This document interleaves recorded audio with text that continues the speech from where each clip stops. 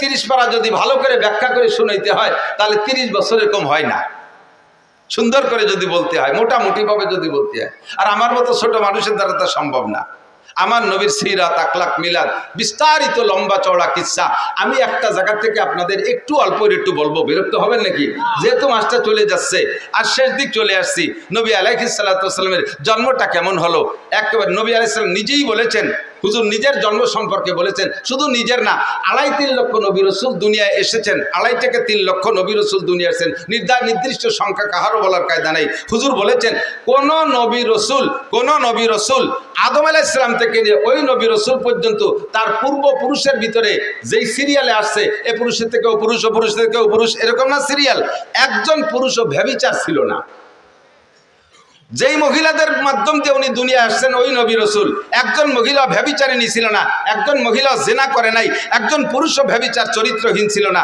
অন্যভাবে কাফের থাকতে পারে, মুশরিক থাকতে পারে, বেঈমান থাকতে পারে, কিন্তু চরিত্রের এই নোংরামিটা আসে নাই। একটা পবিত্র আত্মার মাধ্যম দিয়ে সমস্ত নবী রাসূলগুলো দুনিয়ায় এসেছেন। তন্মধ্যে সবচাইতে নির্ভেজাল একেবারে নির্দ্বিধায় বলা যায় আমার নবী সাল্লাল্লাহু আলাইহি সাল্লাম আদম আলাইহিস সালাম থেকে নিয়ে জন্ম পর্যন্ত এই মাঝে যত সব পুরুষ চলে গেছে, একটা পুরুষও চরিত্রহীন ছিল না, একটা নারীও চরিত্রহীন ছিল না। কথা বলেন ঠিক ঠিক না? নবী নিজেই দাবি করেছেন, কাজে এখানে আমার আর অভিযোগের কিছু থাকে। শেষ ফিনিশিং আইসা যেই 4 জন লাস্ট পুরুষ, এই 4 জনের থেকে শুরু করি। তার আগে একটু বলা লাগে হুজুরের নূরে নবুয়তি, বলেন নূরে নবুয়তি, কথাটা একটু বুঝতে হবে। নূরে নবুয়তি, নবী কিন্তু মানুষ। নবী মানুষ না জিন? জিন না মানুষ? ফেরেশতা না মানুষ? নবী আল্লাহ না মানুষ? নবী খালেক না মখলুক? মখলুক মানে সৃষ্টি, খালেক মানে সৃষ্টিকর্তা। নবী কি সৃষ্টিকর্তা? নবী কি খালেক? নবী কি রাজ্জাক? নবী আমাদের মতো মানুষ, পার্থক্য এতটুক, আমিও মানুষ, ডক্টর ইউনুসও মানুষ। এই গ্রামে ইউনুস নামের কেউ থাকতে পারে? আছে না নাই?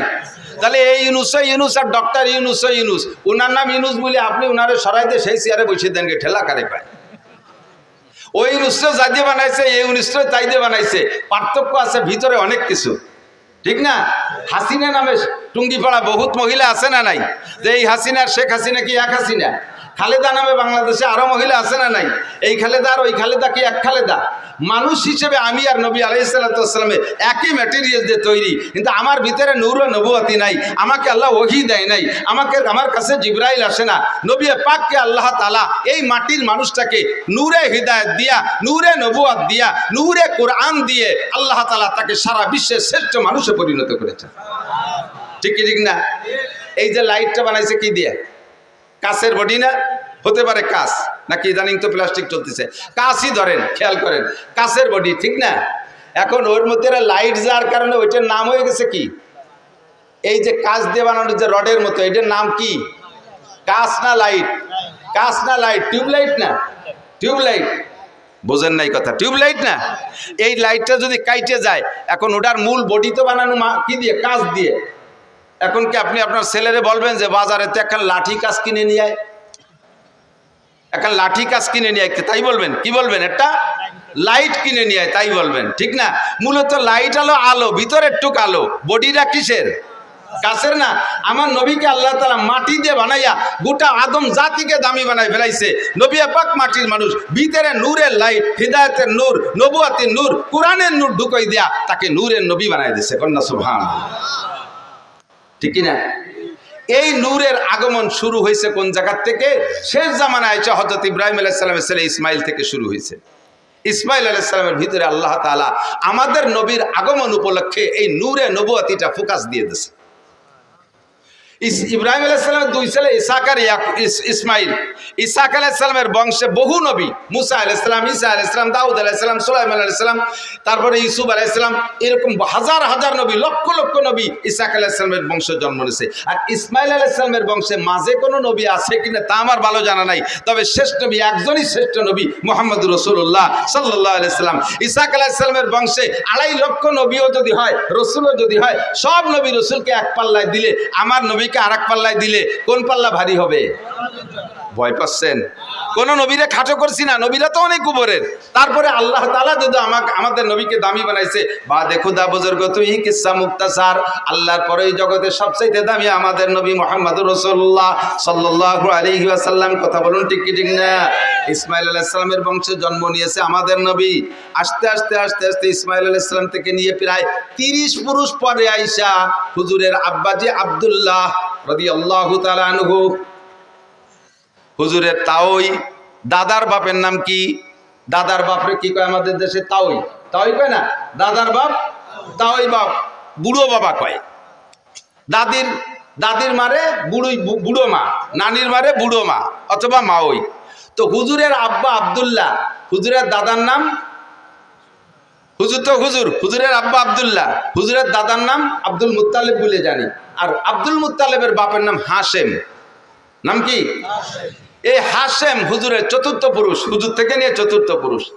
এত সুদর্শন, এত হ্যান্ডসাম পুরুষ ছিলেন, আল্লাহু আকবার। কুরাইশদের নেতা ছিলেন, মক্কার নেতা ছিলেন, কাবাগরের জিম্মাদারি উনার হাতে ছিল। ইয়াং মানুষ, যুবক মানুষ, আল্লাহ। মক্কায় থাকতে উনার আরো কয়েকটা বিবাহ ছিল, সে সময় তো ততাধিক বিয়ে, এখনো তো সৌদি আরবওয়ালারা অনেক বিয়ে করে। তো উনার আরো বিবাহ ছিল, আরো সন্তানও ছিল। এই মক্কায় উনার স্ত্রী পরিবার পরিজন রেখে উনি গাজায়, ফিলিস্তিনের যে গাজা না বর্তমানে গাজা, এই গাজায় উনি ব্যবসার নিয়েতে মদিনা হয়ে গাজার দিকে রওনা দিয়েছে। তো মদিনায় যাওয়ার পরে মদিনার বাজারে যখন উনি ঢুকছে, তখন মদিনার বাজার দিয়ে দেখতেছে সবকিছু, তার মধ্যে দেখে পর্দা প্রসিদ্ধ তো নেই, সবই বেপর্দা। এই বেপর্দার ভিতর দিয়ে একটা মহিলাকে দেখলেন, তার চাল চলন, উঠা বসা, হাঁটা, তার কথাবার্তা একটু ব্যতিক্রম, অত্যন্ত শালীন, অত্যন্ত ভদ্র, দারুণ নম্র, একটু লাজুক লাজুক মনে হচ্ছে, অত্যন্ত রূপসী সুন্দরী। এই মেয়েটাকে দেখিয়া হাশেমের নজর পড়ছে, লোক লাগাইছে, দেখো তো এই মেয়েটার অবস্থা কি, মেয়েটা কি বিবাহিতা না অবিবাহিতা, বিবাহিতা হলে বা বিধবা কিনা, তার স্বামী আছে না নাই। লোক লাগায় রায়বার লাগায় দেখা গেল যেই মহিলাটার স্বামী মানে বিবাহিতা মহিলা, 2টা বাচ্চা আছে, কিন্তু তালাক প্রাপ্তা, তালাক হয়ে গেছে, বর্তমানে স্বামী নেই। সুযোগ পেয়ে হাশেম প্রস্তাব দিলেন, তার কাছে বলো, আমার বাস্তবটা বলো, আমি কোন বংশের, আমি মক্কার মানুষ, আমি কুরাইশি মানুষ, আমি কাবা ঘরের জিম্মাদার, আমি কুরাইশদের নেতা, আমি বর্তমানে এই অবস্থা আছি, ব্যবসা বাণিজ্য আমার অনেক সুন্দর, আমার বাহ্যিক রূপ ও চেহারা দেখো, মেয়েটাকে বলো দেখতে, সে যদি আমাকে লাইক করে, পছন্দ করে, তাহলে আমি তাকে বিবাহের প্রস্তাব দিলাম, রাজি থাকলে তোমরা আমাদের বিবাহ পড়াই দাও। রায়বার যে সুন্দর করে বলার পরে মহিলা রাজি হয়ে গেছে, আচ্ছা ঠিক আছে আমি বিয়ে বলবো। যথারীতিতে বিয়ে হয়ে গেল। বিয়ে হয়ে যাওয়ার কারণে উনি তাৎক্ষণিকভাবে গাজায় চলে গেলেন না, মদিনায় কয়েকদিন অবস্থান করলেন, শ্বশুর বাড়ি, ওই মহিলার বাপের বাড়ি। সেখানে কয়েকদিন থাকার ভিতর দিয়ে আল্লাহর কুদরতি সিস্টেমে হাশেমের ভিতরে যে নূরে নবুয়তি চমকাচ্ছিল, ওই নূরে নবুয়তি ওই মহিলার গর্ভে চলে গেছে, মহিলা গর্ভধারিণী হয়ে গেছে। গর্ভ হয়ে যাওয়ার পরে উনি ওখানে স্ত্রীকে রেখে উনি গাজায় চলে গেছে। গাজায় ব্যবসা বাণিজ্যের ভিতর দিয়ে ওখানে ওনার ইন্তেকাল হয়ে গেছে, হাশেম আর ফিরে আসতে পারেনি। টাইম হয়ে যাওয়ার পরে মহিলা গর্ভপাত করেছেন, বাচ্চা ডেলিভারি করে দিয়েছেন। ডেলিভারির পরে যেই বাচ্চাটা হলো, এই বাচ্চার ভিতরে এবার সেই হাশেমের রূপরেখা নূরে নবুয়তি বাচ্চার মধ্যে চমকাইতেছে। পরিবার পরিজনের সকল সদস্য বাচ্চার চেহারা দিকে মুগ্ধ হইয়া তার নাম রাখতে বাধ্য হয়েছে সাইবাতুল হাম। সাইবাতুল হাম মানে প্রশংসার ডিব্বা। এত চেহারা, এত রূপ, এত সবকিছু দেখে সবাই মুগ্ধ, নাম রেখেছে সাইবাতুল হাম। মায়ের কোলে থাকে, নানা বাড়ি থাকে, থাকতে থাকতে 5-6 বছর যখন বয়স হয়ে গেছে, তখন হাশেমের মক্কা একটা ছেলে ছিল, নাম তার মুত্তালিব। একটু খেয়াল করতে হবে, খুব বোঝার নাম ছিল, তার নাম কি? মুত্তালিব। ওই হাশেমের ছেলে মুত্তালিব খবর পাইছে আমার আব্বা মদিনায় একটা বিয়ে করছেন, সেই ঘরে আমার একটা ভাই জন্ম হয়েছে, আমার আব্বা তো গাজায় গিয়ে মারা গেছে, আমার বিধবা মায়ের কাছ থেকে দেখি আমার ভাইটাকে আনা যায় নাকি। মুত্তালিব চলে গেছে মদিনায়, যাইয়ে খবর নিয়ে খুঁজে পেয়ে গেছেন। পাওয়ার পরে বললেন যে মা, আমার ভাইকে আমার কাছে দিয়ে দেন, আপনি কষ্ট করবেন কেন, আমাদের সন্তান আমরা নিয়ে যাই। অনুমতি দিলেন, নিয়ে চলে আসলেন। উটের পিঠি বসাইয়া মক্কা থেকে মদিনা থেকে মক্কা 450 কিলোমিটার, 450 কিলোমিটার 7-8 দিন পর্যন্ত উটের পিঠে বসে আনতে আনতে আনতে যখন মক্কায় ঢুকছে, পিছনে ছোট বাচ্চা একেবারে ধুলায় ধূসারিত হয়ে গেছে, কাপড় চোপড় ময়লা হয়ে গেছে, গুলামের মতো দেখা যাচ্ছে।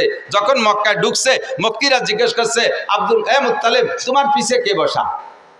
ওনার পিছে কে বসা? মুত্তালিবের ভাই, মুত্তালিবের ভাই।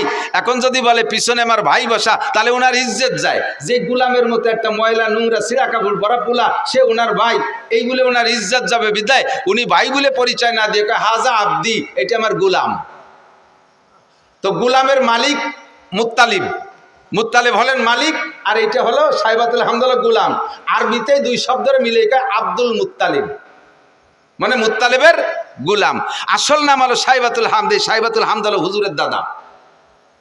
তো এখন মুত্তালিব পরিচয় দিচ্ছে এটা আব্দুল মুত্তালিব আমার গুলাম। এরপরে বাসায় নিয়ে ধুয়ে মুছে পরিষ্কার করে কাপড় চোপড় নতুন করে পড়াইয়া তার নামে তারে পরিচিত করে দিতে চেষ্টা করতেছেন, কিন্তু আর কোনোদিনও মানুষ তাকে সাইবাতুল হামদ বলে ডাকে না, তারা আব্দুল মুত্তালিবকেই ডাকে। এই আব্দুল মুত্তালিব ধীরে ধীরে ধীরে ধীরে বড় হইলে মুত্তালিবের স্থানে, হাশেমের স্থানে চাবি ছিল মুত্তালিবের কাছে, মুত্তালিবের স্থানে এবার চাবি পেয়ে গেছে এই সাইবাতুল হাম আব্দুল মুত্তালিব। কাবাগরের চাবি ওনার হাতে, মক্কার নেতৃত্ব ওনার হাতে, দেখতে সেরকম সুঠম বডির অধিকারী, নুরানি চেহারা তার ভিতরে, নবুয়তি চেহারা তার ভিতরে ফোকাস মারতেছে। এই সাইবাতুল হাম আব্দুল মুত্তালিব এবার বিবাহ করছেন। বিবাহ করার পরে একটা সন্তান হয়েছে হারেস। নাম কি? হারেস। আব্দুল মুত্তালিবের প্রথম সন্তানের নাম হারেস। এই ছেলেটা বড় হয়ে উঠছে, মাঝে আর তেমন কোনো সন্তানাদি নেই। তো এই একটা হারেসকে নিয়ে আব্দুল মুত্তালিব কিতাবাদি পড়ে সন্ধান পাইছে যে কাবাগরের পাশে হযরত ইসমাইল আলাইহিস সালামের পায়ের ধাক্কায় জমজম কূপ হয়েছিল। কালের আবর্তে এই জমজম কূপ বন্ধ হয়ে গেছে। দেখি জমজম কূপ কোথায়, সব কিছু ম্যাপ মানচিত্র মাপিয়ে জমজম কূপের স্থানটা নির্ণয় করে হারেসকে নিয়ে দুই বাপ বেটা গেছে সেই জমজম কূপ খনন করতে। তার উপরে অনেক পাথর চাপা পড়ে আছে। দুই বাপ বেটা পাথর সরাইয়া জমজম কূপকে আবিষ্কার করবে, বের করবে, এটা খুব কঠিন ব্যাপার। 2 দিন 3 দিন পর্যন্ত খোঁজার পরে জমজম কূপ বের করতে পারে নাই। একটা সন্তান, তো আমাদের দেশে সুখী সন্তান, এক সন্তানের আব্বা বহুত আছেন না? ছেলে হোক মেয়ে হোক কয়টা? একটা অথবা দেড়টা অথবা 2টা। দেড়টা মানে ঠ্যাং একখান নাই, হাত একখান নাই, আজকন পঙ্গু হয়েছে, আর একটা পুরো। সুখী সংসার এবার আমরা অত্যন্ত খুশি। একটা ছেলে একটা মেয়ে, জায়গা জমি বহুত কিছু আছে, ব্যবসা বাণিজ্য আছে, বড় আনন্দিত। তবে এক সন্তানের বাপ হওয়া অতটা সুখের বিষয় না। সময় সময় এক সন্তানের বাপ মহা বিপদেও পড়ে যায়, কথা কন না কেন? যেই বিপদে পড়ে আব্দুল মুত্তালিব আল্লাহর কাছে মান্নত মানছে। আমাদের দেশের বিপদ কি? আপনার পাশের বাড়িওয়ালা যদি থাকে, পাশের বাড়ি আপনার এক স্বাস্থ্য বাড়ি যদি 7টা ছেলে হয়, 7 ছেলের বাপ, তাহলে যেই বাপের 7টা ছেলে একবারে ঝাঁকা মারিয়ে তাগড়া জুয়ন হয়ে ওঠে, 80 বছরে বাপেরও ফিরে যৌবন ফিরে আসে ছেলেদের শক্তির সাথে সাথে। এরা 8 বাপ বেটা লাইঠেল। আর আপনারা সুখী সংসার 2 বাপ বেটা, সুখী সংসার 2 বাপ বেটা, আর ছেলে মেয়ে নেন নাই। আর উনরা 8 বাপ বেটা, আটখানিক জায়গা নিয়ে পাশের বাড়ি এলাকার সাথে যদি গন্ডগোল লেগে যায়, 2 বাপ বেটা 8 বাপ বেটার সাথে যদি লেগে যায়, এই সুখী সংসার ওই 8 বাপ বেটার সাথে অসুখী সংসারের সাথে যদি পিঠে পিঠি লাগে, মায়ের কারা খাবে? সুখী সংসার মায়ের খেয়ে শুয়ে যাবে না? কথা কয় না? 2 বাপ বেটারে বাল হইয়া 8 বাপ বেটা একেবারে দোড়া চাপের মতো টান টান রাস্তায় শুয়াইতেছে, পুরো মারি ফেলে নাই, মরে নাই। তো বুড়ো এই 80 বছর বয়সে সুখী সংসারের বুড়ো মায়ের খাইয়ে টান টান হইয়া এখন লম্বা লম্বা হাই সারের কা। আর যদি 2 সাইডে থাকতো তাহলে এরকম জোড়া বাড়ি খাতাম না। আর 2 সাইডে থাকলি জোড়া বাড়ি খাইতাম না। বসছে কোন সময়? যে সময় ওনার পার্স পাতি সব শেষ। আর হাজারো চেষ্টা করলে 2 সাইডের বাপ হওয়া সম্ভব। আল্লাহ যদি দেয় সেটা তার ব্যাপার। অসময় আছে তুমি সুখী সংসারে দুঃখী সংসারে অনুভব করতে পারছো।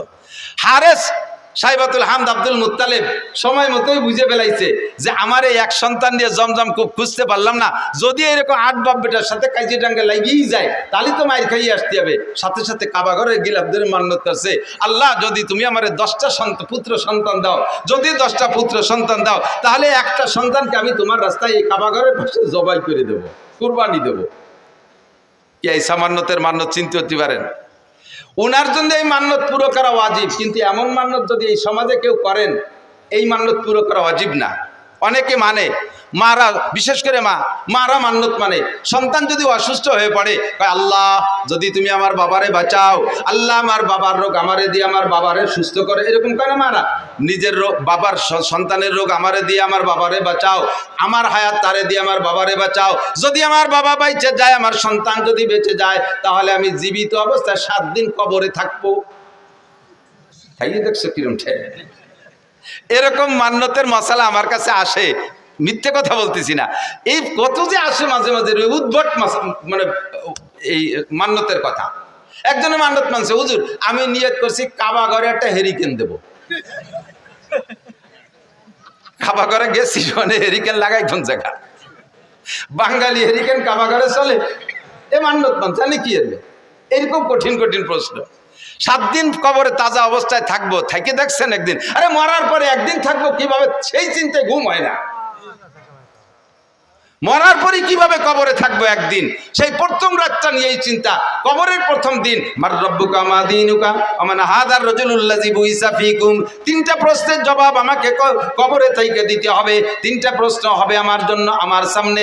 এই 3 প্রশ্নের জবাব না দিতে পারলে আমার খবর আছে। ওই রাতটা, ওই দিনটা, প্রথম দিন কবরের ওই সময়টা নিয়ে চিন্তা করে তাই রাতে বিছানায় পিঠ দিয়ে ঘুম আসে না টেনশনে। যারা চিন্তা করে কথা কন না, ঠিক কি ঠিক না? যাদের মধ্যে চিন্তা আছে তারা ভয় পায়। আর তাজা 7 দিন কবরে থাকবা, এইরকম মান্যত যদি কেউ মানে, এই মান্যত পুরো করা লাগবে না, তার তওবা করে কিছু সদকা আল্লাহর রাস্তায় দিয়ে দিলে হবে। কিন্তু আব্দুল মুত্তালিবের মান্যত পুরো করা লাগবে, সাইবাতুল হামদের মান্যত পুরো করা লাগবে। 10টা পুত্র সন্তানের দোয়া করেছে আল্লাহর কাছে, আল্লাহ যদি 10টা পুত্র সন্তান দাও, একটাকে আমি তোমার রাস্তায় কুরবানি করে দেব।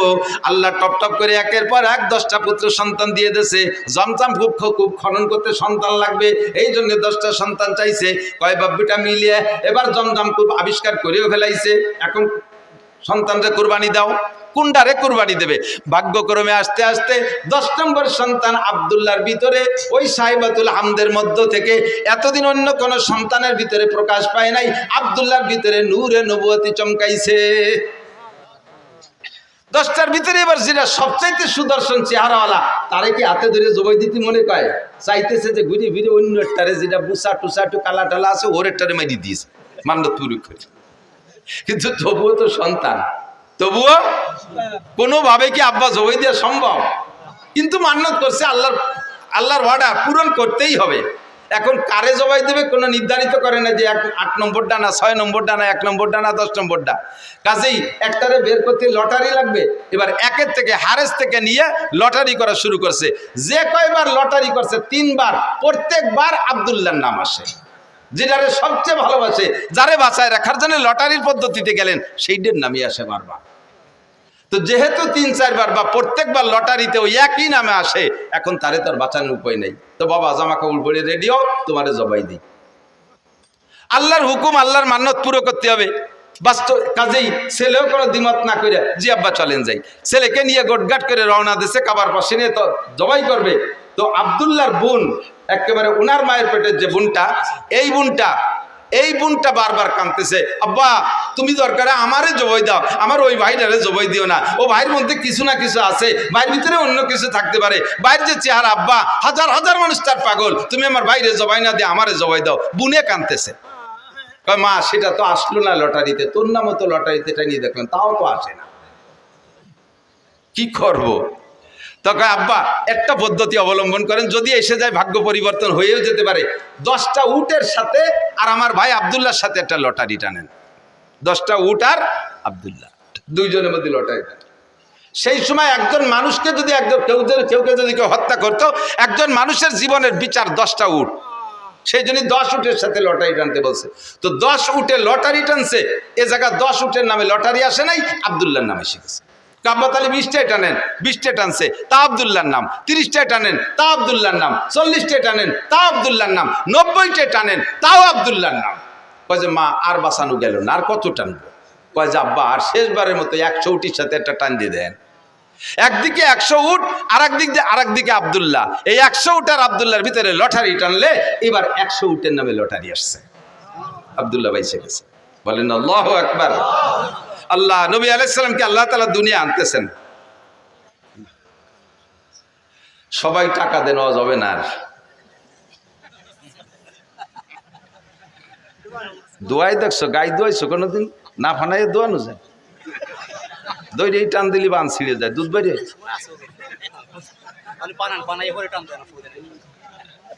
আল্লাহ একটু মিলাদ পড়ি না, মানুষ কয় যে কওমি হুজুরা মিলাদ পড়ে না, তাই মিলাদ পড়া শুরু হচ্ছে, তার মধ্যে এসে বাবা ঠেলি দিয়েছে না বাবা। আর অল্প একটু পড়িয়ে তারপরে জায়গায় চলে যাবেন ইনশাআল্লাহ। আমি যত ভালো আজ করি আপনারা খুশি হবেন বা আপনাদের প্রয়োজন মেটবে, কিন্তু গাইরেস্তের যে চাহিদা আছে তা পূরণ না করলে আমারে খাতি দেবে না। আল্লাহ কষ্ট নিয়েন না। তো আব্দুল্লাহর জন্ম, আল্লাহ আব্দুল্লাহ বেঁচে গেলেন 100 উটের বিনিময়। সেই থেকে বিচার হলো দিয়াত কয় রে, দিয়াত কয়, হদ দিয়াত। একজন মানুষকে মানুষ মারি ফেললে তার বিচার, তার যদি জান বাঁচাইতে হয় তাহলে 100 উট দিতে হবে, 100 উট বা সমমূল্য টাকা দিতে হবে। তাহলে একজন মানুষ হত্যার বিচারে উটের সম্পদে অর্থের মাধ্যমে মীমাংসা হয়ে যাবে। সেই থেকে 100 উট জারি হয়ে গেছে। কোরআনের বিচারে এখনো তাই, সে বিচার হুজুরও জারি রাখছে যে একজন মানুষের হত্যার বিচার হবে 100 উট।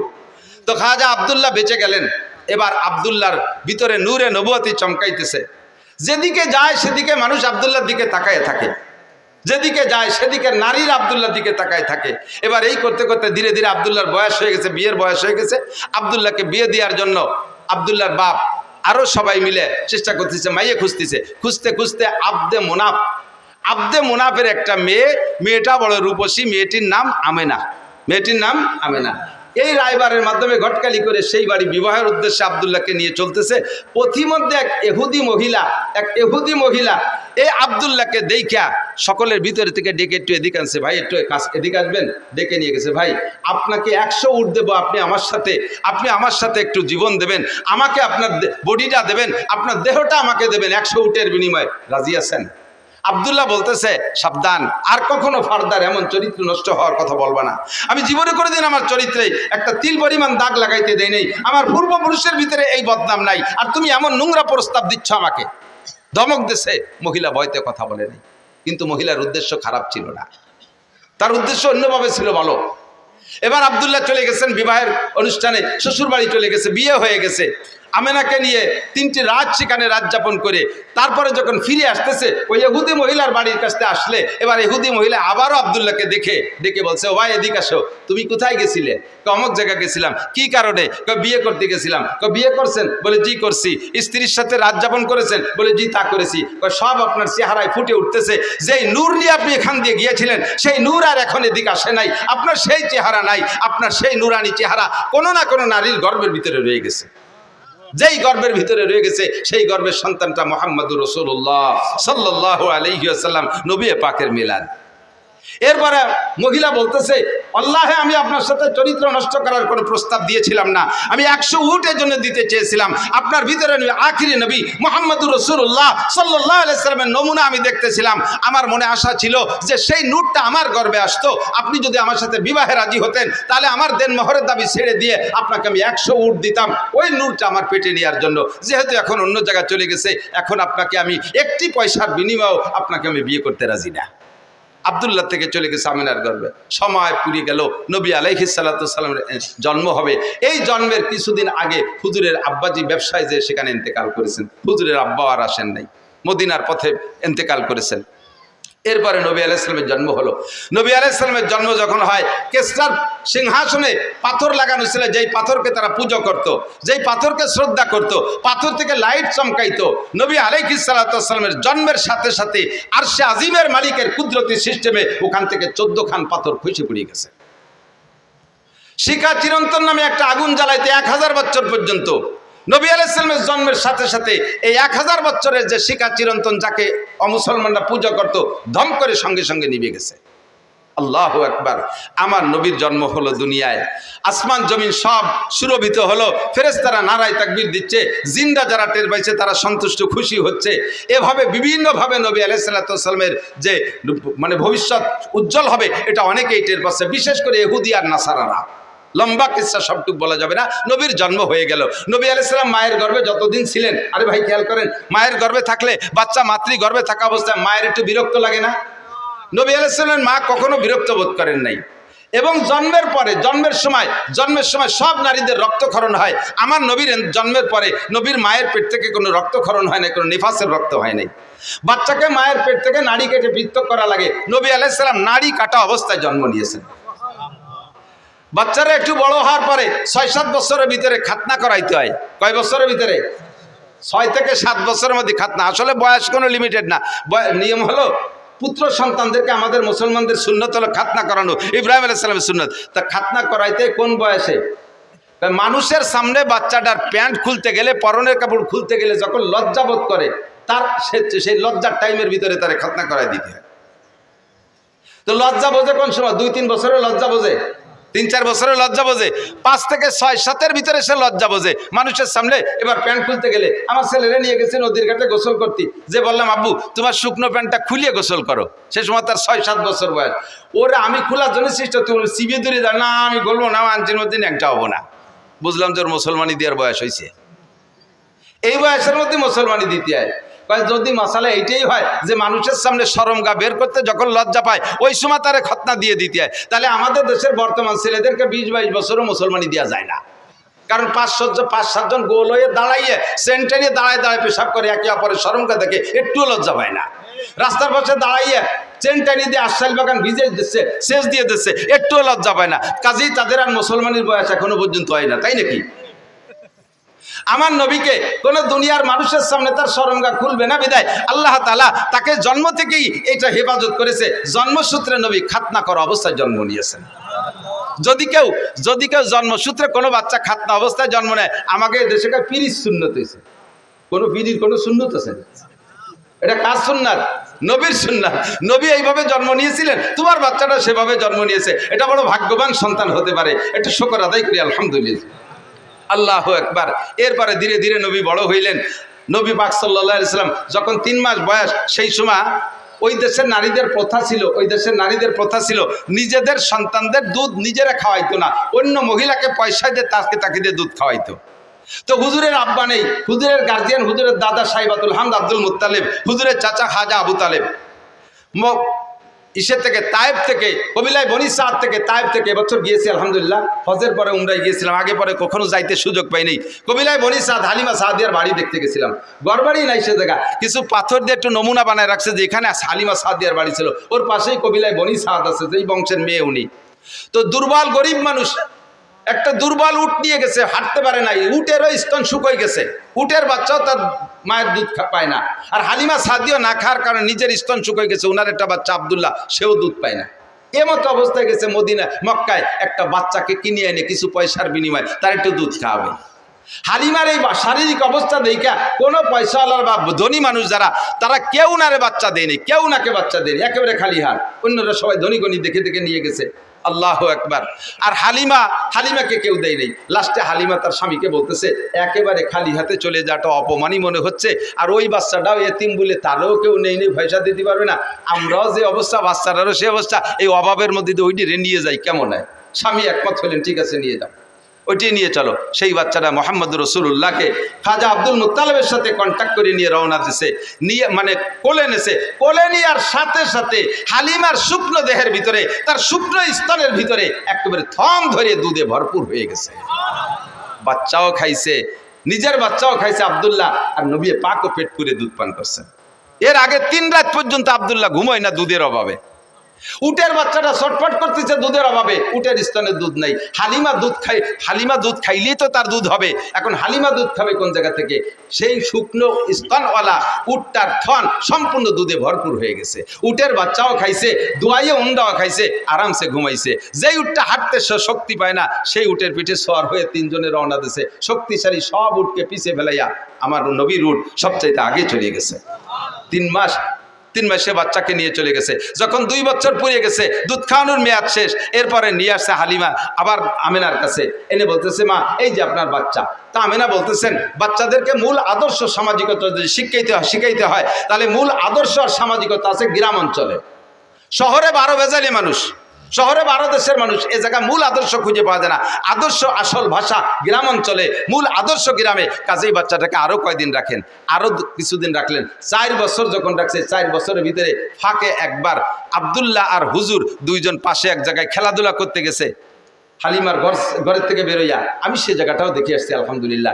যে জায়গায় হুজুর আলাইহিস সালাম খেলাধুলা করতে গিয়েছিলেন, হঠাৎ করে 2 জন লোক আইসা, জিব্রাইল আর মিকাইল, মানুষের রূপ ধারণ করে, তাসতুম মিনাজ যাহাব মুলাবাতু মিনান নূর মিনাস সালজ, বরফওয়ালা নূরের পানি একটা পাত্রে, স্বর্ণের একটা পাত্রে আইনা রাইখা নবী আলাইহিস সালামকে ধরে চিৎ করে শোয়াইয়া হলকুম থেকে নাভি পর্যন্ত ফেরিয়ে ফেলাইছে।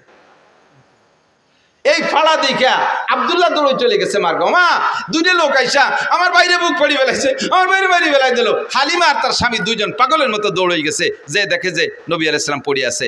এর ভিতরে কাজ সেরে চলে গেছে, অপারেশন হয়ে গেছে। বুক ফাইড়া কলিজা বের করে হাড় লাঞ্চ বের করে ওই পানি ঠান্ডা পানির মধ্যে ভিজাইয়া ভালো করে নাড়াচাড়া করে সুন্দর করে ধুয়ে মুছে পরিষ্কার করে কলিজার ভিতরে আরেকটা অপারেশন করছে, তার ভিতরে ছোট্ট একটা রক্তের টুকরা ছিল, ওইটারে বের করে ফেলেছে। এইটা হলো নফস, এই রক্তের টুকরাটা নফসকে বের করে দিয়ে পরিষ্কার করে ভিতরে সেট করে দিয়ে বুকটারে ডলা দিছে, সুন্দর করে সে আগের মতো হয়ে গেছে। হুজুর উঠে চুপ করে বসে আছেন। হালিমা এসে, বাপ কি হয়েছে আব্বু, তোমার কি হয়েছে? তো কাজে আমি তো দেখলাম দুইটা লোক আসলেন, এরপরে কি হয়েছে আমি তা কইতে পারি না। দেখে যে বুকের এখানে একটা দাগের মতো আছে। যা বলছে আব্দুল্লাহ তাই। 3 মাসে বাচ্চার ভিতরে কোনো ইনসাফি